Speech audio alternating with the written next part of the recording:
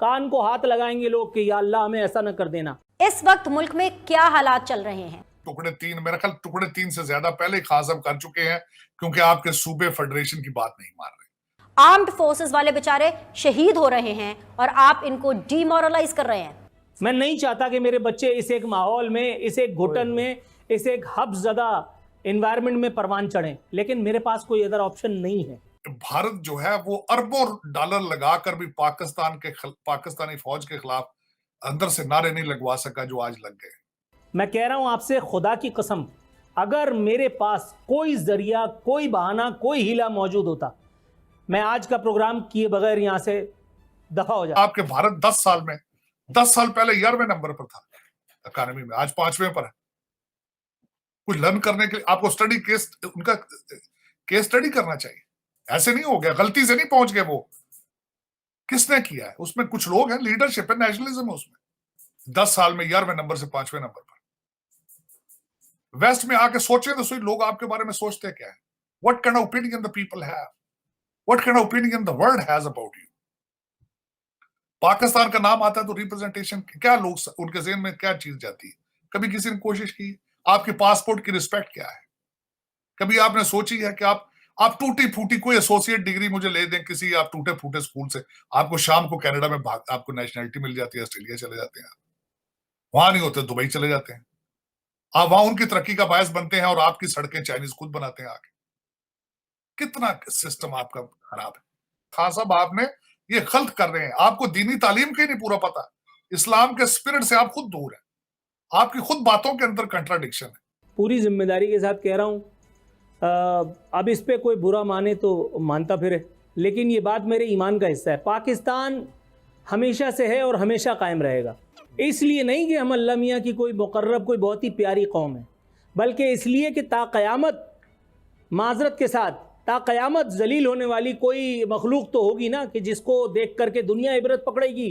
कान को हाथ लगाएंगे लोग कि या अल्लाह हमें ऐसा न कर देना। लोगों के हौसले परवाज़ कर चुके हैं, ये सब जिंदा लाशें बन करके चुपचाप बेचारे घसीट रहे हैं, इल्ला कि इनको हकीकी गौर नसीब हो जाए। इनकलाब इन तरह के माशरों में, लूले लंगड़े माशरों में नहीं आता। आपने जरूरत के तहत आप भारत के साथ आप कश्मीर का मसला बना के उसके एम्बेसडर बन जाते हैं। अच्छा, आप मामे इंटरनेशनल कम्युनिटी के जो सारी काम वही आपके लिए करके देगी। सैलाब आपके यहाँ आए, आप उनसे भीख मांगे। एटम बम भी तो आपने बनाया था ना, तो काहे के लिए बनाया था? अभी तक तो चलाया नहीं है और आइंदा भी नहीं चलाएंगे। आपकी सरहदी वायलेशन भी हो जाती है, बहुत सारी और काम भी हो जाते हैं, और आप बैठ करके बाजा बजाते रहते हैं। आलमी बरादरी से आप सिर्फ बुला बुला करके मरासले देते रहते हैं, तो कहाँ जाती है आपकी आज़ादी और खुद मुख्तारी? दूसरी बात यह कि खाने कमाने के लिए ये कौन सा नया धंधा निकाला है भाई? ये जो आप कह रहे हैं, उन्होंने अगर अपनी आला ज़र्फी का सबूत दिया तो आप इसको अपने गाल पे पड़ने वाले तमाचे से कम कैसे समझ सकते हैं? मैं तो ये हैरान हूँ। आपके इन जमहूरी या गैर जमहूरी डाकुओं के मुंह पर तमाचा है ये। 75 साल में जो कौम सैलाब से बचने के लिए काम नहीं कर सकी, आप कह रहे हैं कि ये इंटरनेशनल कम्युनिटी का गलाजत है जो हमारे ऊपर डाल दी गई है। और भाई, इंटरनेशनल कम्युनिटी जो भी करे, इंटरनेशनल कम्युनिटी का वोट डालता है यहाँ का एक आम आदमी, या वो जाकर के यहाँ के बड़े बड़े मसीहाओं का वोट डालता है जिनके पाँव के नीचे से सब जमीन निकाल ली जाती है तो वो चीख वगैरह बन जाते हैं, फिर वो नवाज शरीफ जैसे टर्मिनेटर में तब्दील हो जाते हैं। यार, बात करते हुए मतलब कोई खुदा का खौफ होना चाहिए हमें। विद ऑल ड्यू रिस्पेक्ट, हमारी एक जिम्मेदारी है टुवर्ड्स पब्लिक। ये इन डाकुओं का पोस्टमार्टम करते हुए हमें क्यों लर्जा ताड़ी होता है? हमें क्यों हमारी हलक खुश्क हो रहे होते हैं? मैं ये समझने से कासिर हूँ।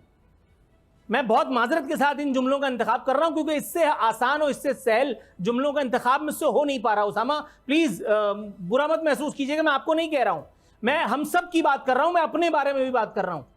भाई, ये हमारा ही कसूर है, ये हमारी ही ज़मीन है, ये हमारे अजदाद की ही ज़मीन है जहाँ उनकी हड्डियाँ गड़ी हैं, और हम भी यहीं पे दफन होंगे। हम अपने बच्चों के लिए क्या छोड़ करके जा रहे हैं? Atom bomb? यार, कोई खुदा का खौफ करो।